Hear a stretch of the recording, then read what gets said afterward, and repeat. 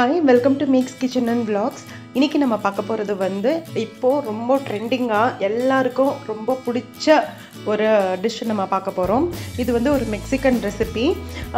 இந்த டிஷ் வந்து பாத்தீங்கன்னா இப்போ வந்து சின்ன பசங்கள்ல இருந்து பெரியவங்க முடிய எல்லாருக்குமே ரொம்ப பிடிக்க ஆரம்பிச்சிருச்சு. எப்படி வந்து பர்கர், பீட்சா வந்துச்சோ அந்த லைனப்ல பாத்தீங்கன்னா இன்னைக்கு நம்ம பண்ண போறது வந்து ஒரு மெக்சிகன் டாக்கோஸ்.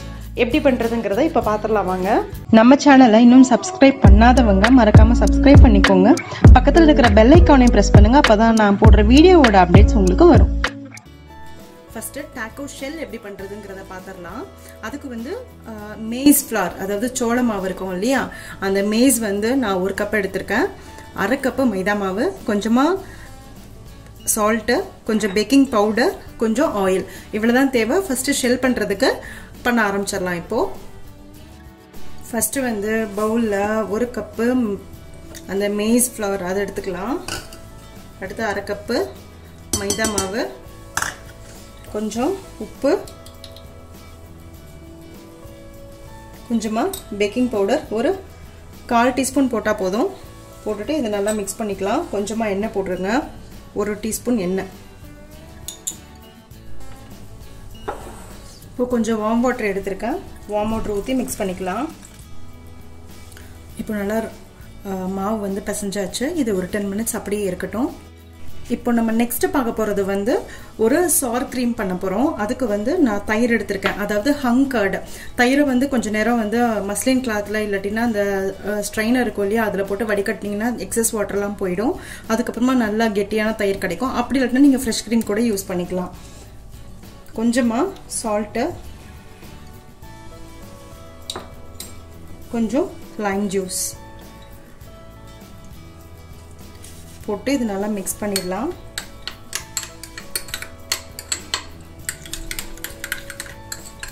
விஸ்கர் இருந்ததுன்னா அதில் நீங்கள் நல்லா விஸ்க் பண்ணி வச்சுக்கோங்க. உங்களுக்கு கெட்டியான சார் கிரீம் கிடைச்சிடும். பார்த்தீங்கன்னா நல்லா உங்களுக்கு சார் கிரீம் கிடைச்சிடுச்சு. இதை வந்து டாக்கோ சீசனிங்க்கு என்னென்ன தேவைங்கிறத பார்த்துடலாம். அதுக்கு தேவையானது வந்து Kashmiri red chilli powder, Kashmiri paprika powder, red chilli flakes, oregano, salt, garlic powder, onion powder, cumin powder, jeera powder, அதாவது ரோஸ்டட் ஜீரா பவுடர், இதுதான் தேவை. இப்போ இதை எப்படி நம்ம சீசனிங் உண்டான பவுடர் ரெடி பண்ணிடலாங்கிறத ஒரு எம்டி பாட்டில்ல first Kashmiri red chilli powder வந்து ஒரு 1 டேபிள் ஸ்பூன், ஆனியன் பவுடர் ஒரு 1/2 டீஸ்பூன், பெப்பர் பவுடர் ஒரு 1/2 டீஸ்பூன், சில்லி ஃபிளேக்ஸ் ஒரு 1/4 டீஸ்பூன், ஜீரக பொடி இருக்கு இல்லையா அது ஒரு 1/2 டேபிள் ஸ்பூன்,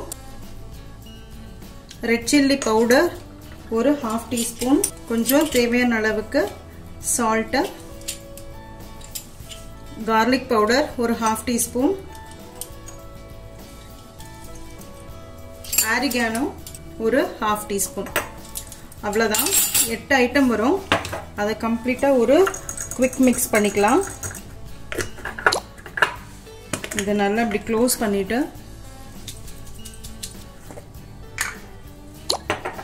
நல்லா சூப்பரான சீசன்டு டாக்கோஸ் சீசனிங் வந்து ரெடி ஆயிடுச்சு. ரொம்ப ஸ்மெல் வந்து அட்டகாசமா இருக்கு, ரொம்ப நல்லா இருக்கு ஸ்மெல்லு. இந்த மாதிரி நான் டாக்கோ சீசனிங்னு எழுதி வச்சுட்டேன். ஸோ வந்து உங்களுக்கு எப்பயுமே இது வீட்டில் அவைலபிளாக இருந்ததுன்னா சட்டன். ஒரு பேனில் ஆயில் கொஞ்சம் காயட்டும். வெட்டி வச்சிருக்க வெங்காயம், நான் ஒரு மீடியம் சைஸ் வெங்காயம் 1 வெங்காயம் எடுத்திருக்கேன். 2 தக்காளி, மீடியம் சைஸ் தக்காளி வந்து நான் பியூரி பண்ணி வச்சிருக்கேன். தக்காளியை சும்மா ஜஸ்ட் மிக்ஸியில் அரைச்சி வச்சிருக்கேன். இப்போ தக்காளி வந்து நல்லா அந்த பியூரி வந்து ஆனியனோட மெர்ஜ் ஆயிடுச்சு. இந்த டைம்ல நம்ம டாக்கோ சீசனிங் பண்ணோம் இல்லையா, அந்த பொடி போட்டுக்கலாம். ஸோ இதுலேயே காரம் சரி, ஃப்ளேவருக்கு உண்டான ஆரிகானோ இது எல்லாமே சரி இருக்கு. ஸோ நீங்கள் எக்ஸ்ட்ரா எந்த பொடியும் போடணும்னு அவசியம் இல்லை. இதை நல்லா மிக்ஸ் பண்ணிட்டு சால்ட்டும் வேற போட்டிருக்கோம், அதனால பார்த்துட்டு நீங்கள் வேணும்னா உப்பு போட்டுக்கோங்க. சீசன்லேயே நம்ம சால்ட் போட்டிருக்கோம் சீசனிங்லேயே. இந்த டைம்லேயே நம்ம வேக வச்சிருக்க ராஜ்மா கிட்னி பீன் இருக்கு இல்லையா, அதை போட்டுக்கலாம். இப்போ இந்த ராஜ்மா நல்லா குக் ஆகிட்டு இருக்கு. இந்த டைமில் இதை நல்லா வந்து இது மாதிரி மசிச்சு விட்டுக்கோங்க. பருப்பு மத்து அப்படி இல்லாட்டினா பொட்டேட்டோ மேஷர் அந்த மாதிரி இருந்ததுன்னா நல்லா மசிச்சு விட்டுக்கோங்க. இப்போ ஒரு சின்ன வேரியேஷன், பேசிக்கான மசாலா இதுதான். இந்த ராஜ்மாக்கு பதிலாக நீங்கள் பன்னீர் போட்டுக்கலாம், மஷ்ரூம் போட்டுக்கலாம், சிக்கன் போட்டுக்கலாம், எது வேணாலும் போட்டுக்கலாம். எக்கு கூட நீங்கள் ஸ்க்ராம்பிள் பண்ணி நீங்கள் போட்டுக்கலாம். பட் நான் வந்து இன்றைக்கி இந்த ராஜ்மா போட்டுட்டு அதுக்கப்புறமா பன்னீர் இருக்கு இல்லையா, இதை நான் இதில் கிரேட் பண்ணிக்க போகிறேன். அப்படி இல்லாட்டி நம்ம பன்னீர் டிக்கா இருக்கு இல்லையா, ட்ரையாக டிக்கா பண்ணிவிட்டு லைட்டாக இந்த மாதிரி மசாலா அந்த சீசனிங் வச்சு ஒரே ஒரு மசாலா ரெடி பண்ணிவிட்டு அதில் இந்த பன்னீரை போட்டு கூட நீங்கள் சர்வ் பண்ணலாம். இந்த ஃபில்லிங் வந்து நம்மளோட க்ரியேட்டிவிட்டி தான், நம்மளோட வேரியேஷன் தான். நம்மளுக்கு எப்படி தேவையோ அப்படி நம்ம பண்ணிக்கலாம். ஸோ நான் பன்னீரையும் போட்டு நல்லா குக் பண்ணிட்டேன். ஸோ பன்னீர் வித் ராஜ்மா, இதில் கேப்சிகம், கார்ன், பீஸ் எது வேணாலும் நீங்கள் போட்டுக்கலாம். பட் இதுதான் வந்து அந்த ராஜ்மா போட்ட மசாலா தான் வந்து பேசிக் மசாலா. ஸோ இப்போ இது ரெடி ஆகிடுச்சு. இதை நம்ம தனியாக எடுத்து ஒரு பாத்திரத்தில் வச்சுருவோம். சால்சாக்கு ஃபஸ்ட்டு தேவையானதுன்னு பார்த்தீங்கன்னா ஒரு 2 தக்காளி, ஒரு பெரிய சைஸ் ஒன்று, கொஞ்சம் சின்ன சைஸ் ஒன்று தக்காளி, ஒரு வெங்காயம், கொஞ்சம் மல்லித்தலை, ஒரு 4-5 பூண்டு, லெமனு, அப்புறம் கொஞ்சம் சால்ட்டு, பெப்பர் பவுடர், ஒரு க்ரீன் சில்லி, கொஞ்சமாக ஆரிகானோ.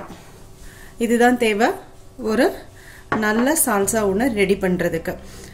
இப்போ இதை எப்படி ரெடி பண்ணுறதுங்கிறத பார்த்தோம். ஒரு இந்த மாதிரி சாப்பர் அப்படி இல்லாட்டினா நீங்கள் குட்டி குட்டியாக கூட கட் பண்ணிக்கலாம். பட் நான் இன்னைக்கு எல்லாத்தையும் மொத்தமாக போட்டு நான் பிளண்ட் பண்ணுறதுனால இந்த சாப்பரை யூஸ் பண்ணுறேன். இதுதான் ஃபஸ்ட்டு டைம் நான் யூஸ் பண்ணுறேன். எப்படி வருதுன்னு எனக்கு தெரியல. ஒரு தடவை நம்ம ட்ரை பண்ணி பார்ப்போம்.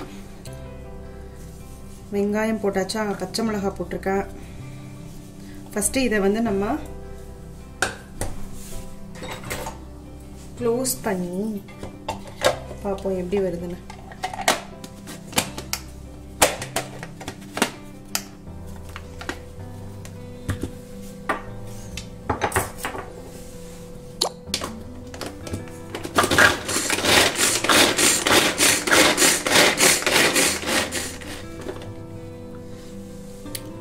இப்போ பச்சை மிளகாவும் வெங்காயமும் அரிஞ்சாச்சு.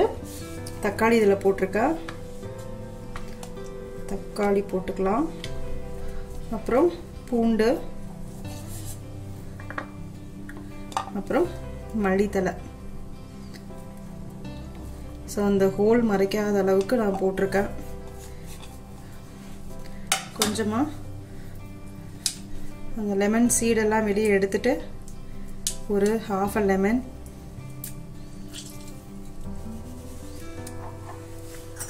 கொஞ்சம் உப்பு, அப்புறம் கொஞ்சம் பெப்பர் பொடி, கொஞ்சமாக ஆரிகானோ, கொஞ்சம், ரொம்ப கொஞ்சம், ஜஸ்ட் ஃப்ளேவருக்காக, அவ்வளோதான். மறுபடியும் இதை க்ளோஸ் பண்ணிவிட்டு எப்படி வருதுங்கிறத பார்க்கலாம்.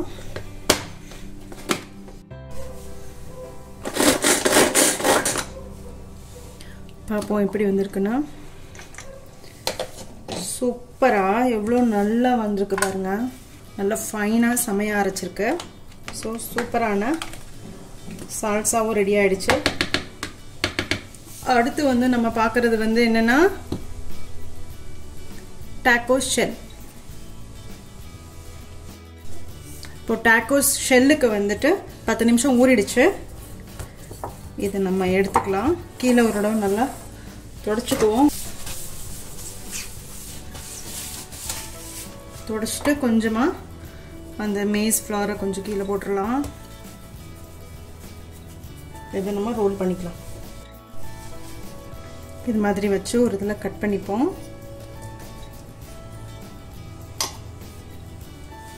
ஃபோக் எடுத்து லைட்டாக நமக்கு ஏன்னா பூரி மாதிரி உப்பக்கூடாது.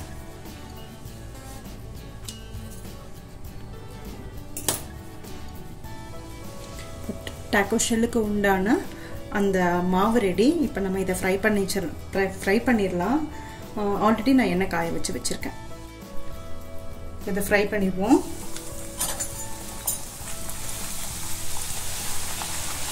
லோ ஃப்ளேமில் வச்சு ஃப்ரை பண்ணுங்க. இப்போ இது ஃப்ரை ஆயிடுச்சு. இதை எடுத்துடலாம்.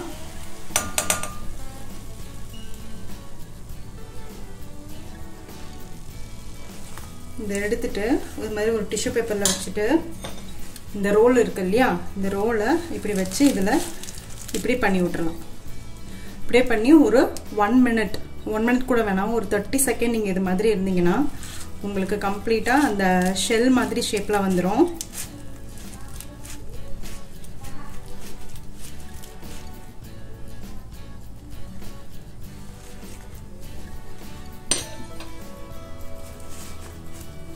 பாருங்க சூப்பராக டாக்கோ ஷெல் வந்துருச்சு. இப்போ இதே மாதிரி எல்லாத்தையும் நம்ம ஃப்ரை. டாக்கோஸ் ரெடி ஆயிடுச்சு. நான் லெட்யூஸ் வந்து இது மாதிரி கட் பண்ணி வச்சுருக்கேன், ஐஸ்பர்க் லெட்யூஸ். அதுக்கப்புறமா நம்ம ரெடி பண்ண சால்சா, அதுக்கப்புறமா அந்த ராஜ்மா வித் பன்னீர் நம்ம ரெடி பண்ணி வச்சுருந்தோம் இல்லையா அந்த மசாலா, ப்ளஸ் இது வந்து அந்த திக்க சோர் க்ரீம் ஒன்று ரெடி பண்ணியிருந்தோம் இல்லையா அது. இது வந்து ஆப்ஷன். இதுக்கு பதிலாக நீங்கள் வந்து அவகேடோ வச்சு கொக்கோமோல்னு ஒன்று பண்ணுவாங்க, அது கூட நீங்கள் பண்ணிக்கலாம். பட் என்கிட்ட இப்போ அவகேடோ இல்லை, அதனால இந்த சார் க்ரீம் வந்து நான் பண்ணியிருக்கேன். ஓகே, இப்போது பாருங்கள் ஷெல் எவ்வளோ அழகாக சூப்பராக ரெடி ஆயிடுச்சுன்ட்டு. டாக்கோ ஷெல்லு நம்ம வீட்டிலேயே பண்ணிடலாம் ரொம்ப ஈஸியாக. இப்போ இதை வந்து நம்ம ஃபில் பண்ணிடலாம். கொஞ்சமாக லெட்யூஸ் வச்சுக்கோங்க.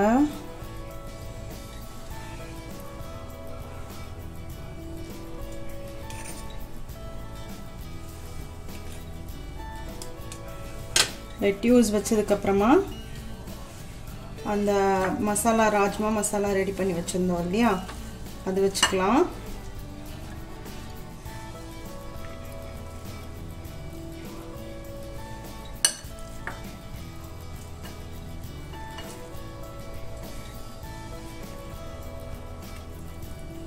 இது வந்து கம்ப்ளீட்டாக நம்மளோட ஆப்ஷன் தான், நமக்கு என்ன வேணுமோ நம்ம ஃபில்லிங் வச்சுக்கலாம். அதுக்கப்புறமா ரெடி பண்ணி வச்சுருந்த சால்சா,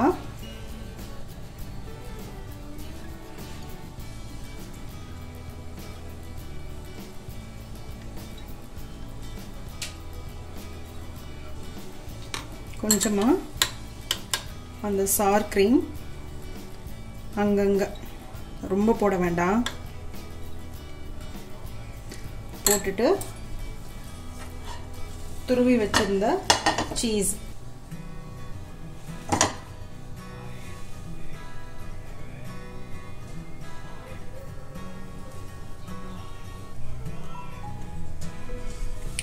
அவ்வளோதான். சூப்பரான மெக்சிகன் ஸ்டைல் டாக்கோஸ் ரெடி ஆயிடுச்சு. எவ்வளோ கிறிஸ்பியாக சூப்பராக இருக்கும் சாப்பிட்றதுக்கு. இதே மாதிரி எல்லா ஃபில்லிங்கையும் நம்ம ரெடி பண்ணிக்கலாம்.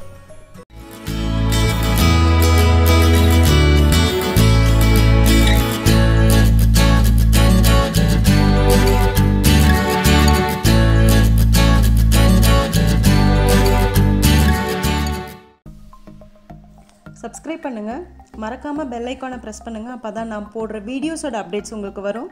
லைக் பண்ணுங்கள், கமெண்ட் பண்ணுங்கள், ஃப்ரெண்ட்ஸோடு ஷேர் பண்ணுங்கள். தேங்க்யூ.